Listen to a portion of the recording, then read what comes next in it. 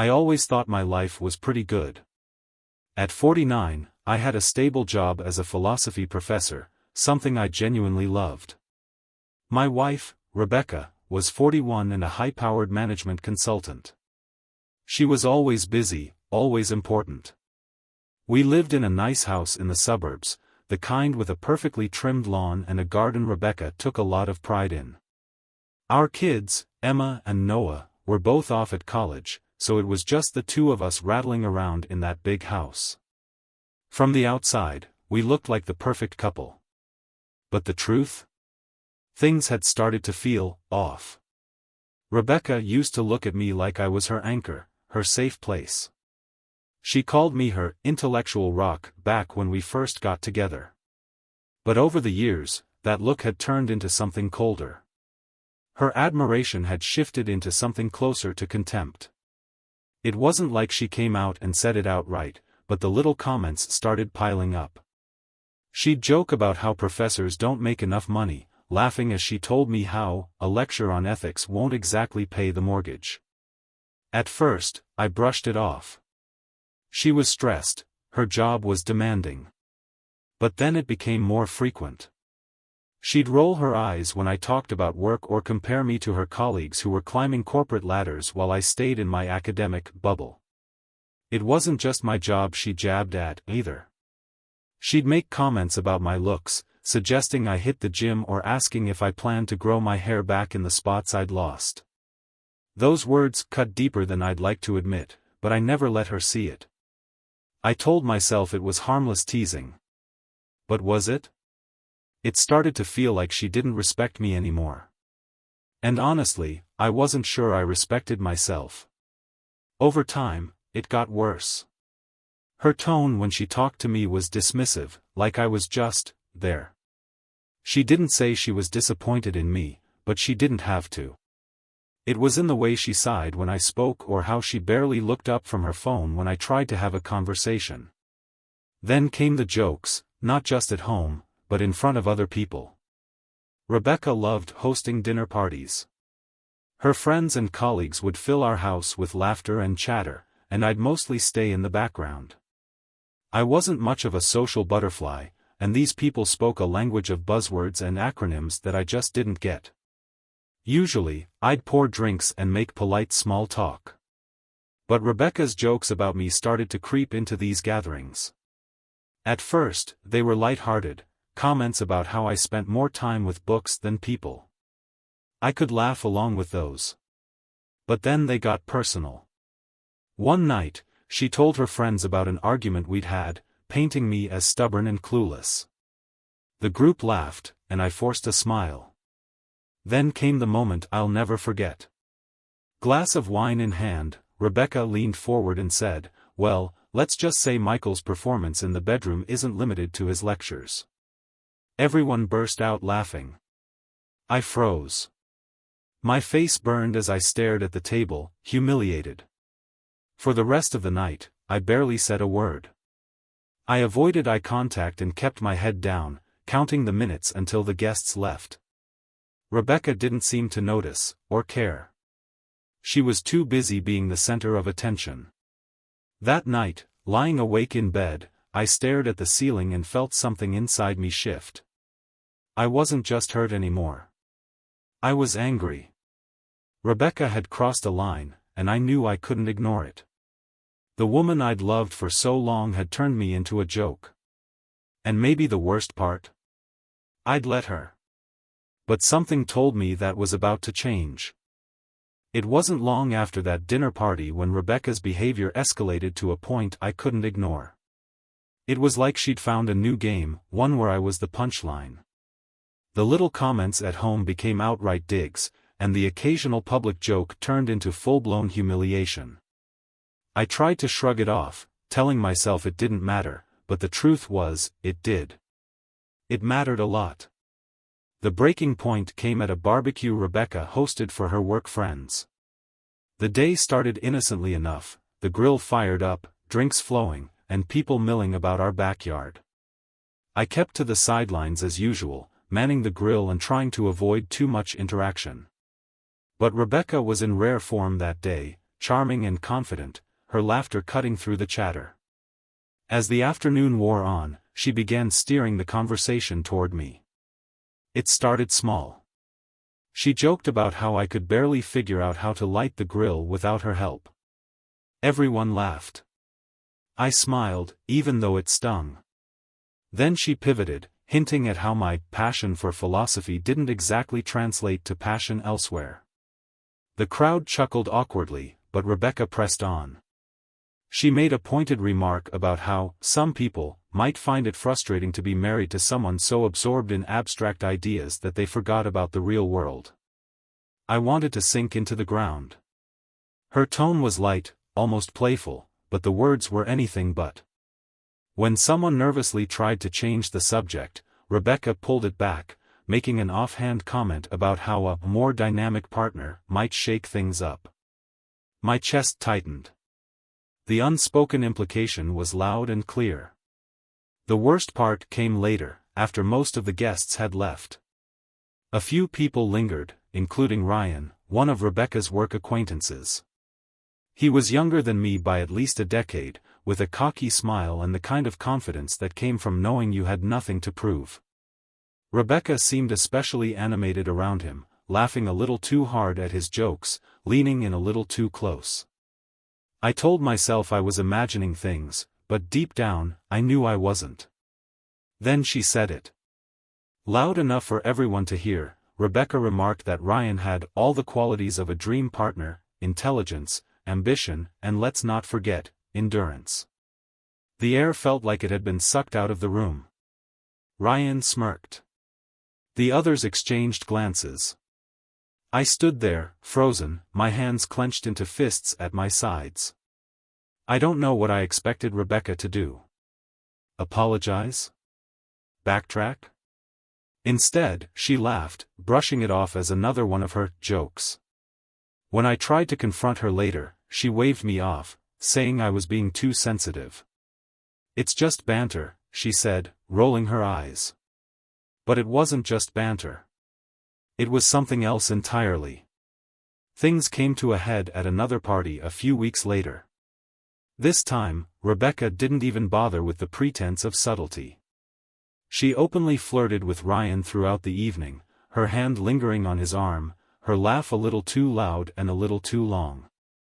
I felt like an outsider watching my own life play out from a distance. It was surreal, and not in a good way. Then, as if to drive the point home, Rebecca announced she was showing Ryan the upstairs renovations. The suggestion in her voice was unmistakable. My stomach churned as they disappeared up the stairs, leaving me standing there, humiliated and alone. The other guests avoided my gaze, pretending not to notice. But I knew they saw. They all saw. In that moment, something inside me snapped. I set down my drink, walked out the front door, and didn't look back. As I stepped into the cool night air, I felt an odd mix of emotions: anger, shame, and something that felt a lot like relief. For the first time in years, I made a quiet promise to myself: would never let Rebecca's actions define me again. I walked straight to my car and drove. The house, the guests, and Rebecca's mocking laughter all blurred into the background as I focused on the road ahead. The drive to the hotel was quiet, almost too quiet. I'd left my phone in the glove compartment, turned off and buzzing with unread messages. For the first time in years, there was no background noise of Rebecca's voice, no tension filling the air. Just the hum of the engine and my own thoughts. The room I checked into wasn't much: a generic bed, a small desk, and a window overlooking the parking lot, but it felt like a sanctuary. I sat on the edge of the bed, staring at the muted TV, my mind replaying the events of the past few months. Years of mistreatment, of subtle digs and outright humiliation, came rushing back all at once. I'd told myself so many lies to keep the peace. That it wasn't as bad as it seemed. That Rebecca didn't mean it. That I was too sensitive. But sitting there, in that sterile hotel room, I couldn't deny the truth anymore. She didn't respect me. Maybe she never had. The silence was both unsettling and liberating. For the first time in years, I didn't feel like I was walking on eggshells. I wasn't trying to predict Rebecca's next comment or shield myself from her ridicule. I was alone, and for the first time, I realized how much I'd needed this. That night, as I tried to sleep, my phone lit up with a text from Laura, one of Rebecca's friends. I'd known Laura for years, though we'd never been particularly close. Her message was brief but devastating. "Michael, I thought you should know. Rebecca's been planning to stage something with Ryan. She's been telling everyone it's just for fun, but I thought you deserved to know." The words hit me like a punch to the gut. I'd suspected Rebecca and Ryan's behavior was inappropriate, but seeing it laid out so plainly was something else entirely. My hands shook as I reread the message. This wasn't just humiliation. This was betrayal. The next morning, I made 2 phone calls. The first was to a lawyer. I didn't know much about divorce proceedings, but I knew I couldn't let Rebecca take control of the narrative. The lawyer listened patiently as I explained the situation, assuring me we'd protect my interests. The second call was to my childhood friend Jason. We hadn't spoken in a while, life had a way of pulling us in different directions, but Jason had always been solid. The kind of friend who'd show up when you needed him most. Jason didn't hesitate. He and his wife, Hannah, welcomed me into their home like I was family. Their house was everything mine hadn't been in years, warm, inviting, and filled with laughter. Jason's kids ran around the living room, their giggles cutting through the heaviness I'd been carrying. Hannah made sure I ate, her kindness a stark contrast to Rebecca's cold detachment. For the first time in years, I felt a flicker of hope. As the days passed, Rebecca's attempts to reach me intensified. She left voicemails, sent texts, even emailed me at work. Each message was a mix of anger and desperation. She didn't apologize, not really. Instead, she accused me of overreacting, of ruining everything by walking out. When I didn't respond, she escalated. One evening, as Jason and I were watching a game, the doorbell rang. There she was, standing on Jason's porch, her face a mix of fury and determination. Jason didn't mince words. He told her to leave, his voice calm but firm. Rebecca refused, insisting she needed to talk to me. I stayed in the living room, out of sight, my heart pounding. When she wouldn't back down, Jason threatened to call the police. That finally got her to leave, but not before she shouted something about me being a coward. The incident shook me, but it also solidified my resolve. Rebecca wasn't going to change. If anything, she was getting worse. Jason, ever the pragmatist, suggested we take legal action to keep her away. The next day, I contacted my lawyer again, initiating the process to file a restraining order if necessary. That night, as I lay on Jason's couch, I realized I was finally taking control of my life. Rebecca had spent years tearing me down, but she wouldn't get to define me anymore. I didn't know what the future held, but for the first time in a long time, I felt ready to face it. The fallout from Rebecca's actions was swift and brutal. Word spread quickly through our social circles, fueled by whispers at dinner parties and muted conversations over coffee. It turned out that Rebecca's public antics with Ryan hadn't gone unnoticed. Friends who once admired her confidence now saw it as arrogance, and those who envied her career success began to question the methods behind it. It didn't take long for the cracks to show.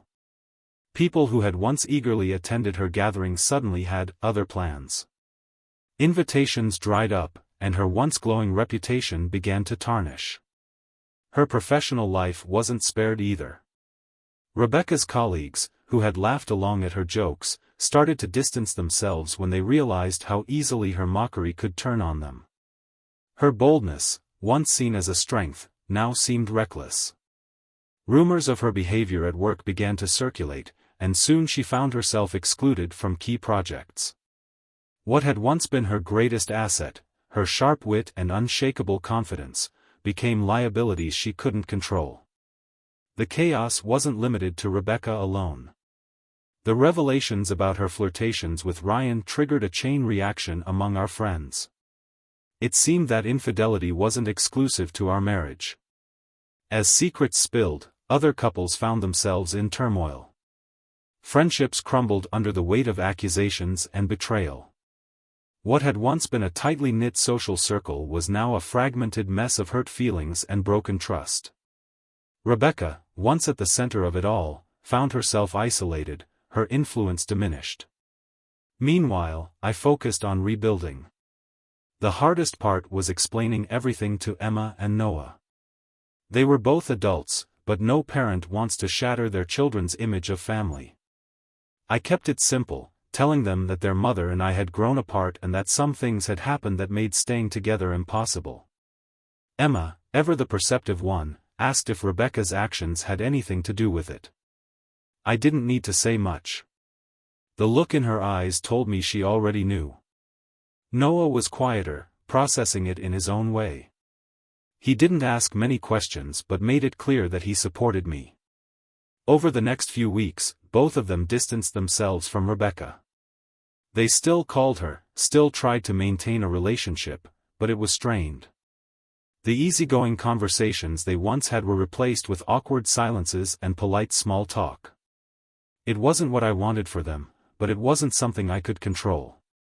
Rebecca, on the other hand, became increasingly desperate. She started sending long, rambling emails, blaming her behavior on stress and alcohol. She claimed that the pressure of her job and the expectations of being a perfect wife had driven her to act out. It was an excuse, one I'd heard before, and it did little to sway me. Her attempts to reconcile grew more frantic. She left voicemails apologizing, begging for another chance, and promising to change. But it was too late. I'd spent years waiting for Rebecca to treat me with the respect I deserved, and I wasn't going to wait any longer. Each message she sent felt like another attempt to pull me back into her orbit, but I'd already broken free. I blocked her on every platform, forwarding any necessary communication through my lawyer. When she showed up at Jason's house again, he didn't hesitate to call the police. It was a harsh measure, but a necessary one.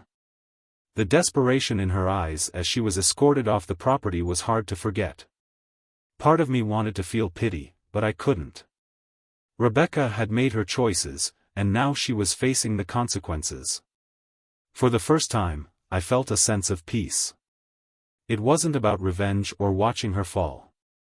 It was about finally reclaiming my life. Finalizing the divorce was less about winning and more about reclaiming a part of myself I'd lost over the years. Signing those papers felt like closing the door on a chapter that had dragged on far too long. The settlement was straightforward, clean and fair. I'd secured my share of the assets, enough to start over without looking back. Moving into a new apartment felt like a fresh start, even if the place wasn't much to brag about. It was mine, and for the first time in years, I had control over my own space. The first few weeks were an odd mix of freedom and adjustment. I kept things simple: a new couch, a bed that didn't remind me of old fights, and a small bookshelf that quickly filled with my favorite philosophy texts. The silence of the apartment was different from the silence in my marriage. This one didn't feel like a weapon. It felt like peace. I spent my mornings running through the park, something I'd always told myself I didn't have time for.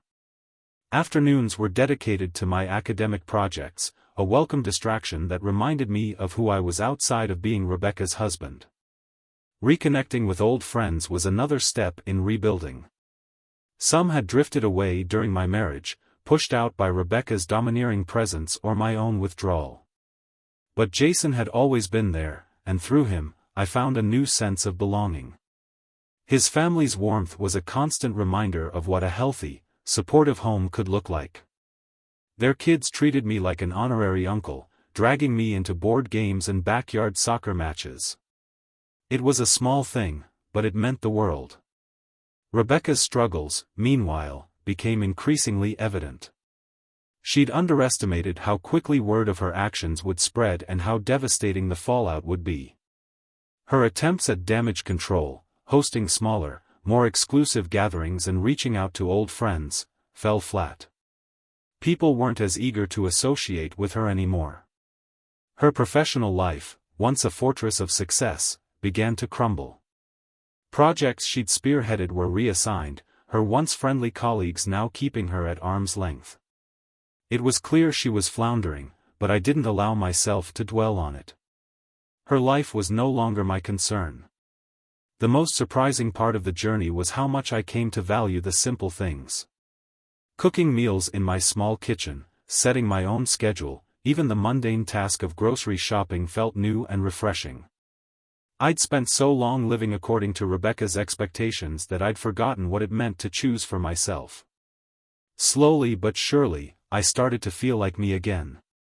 One evening, as I sat on my balcony watching the sunset, I thought about everything that had happened.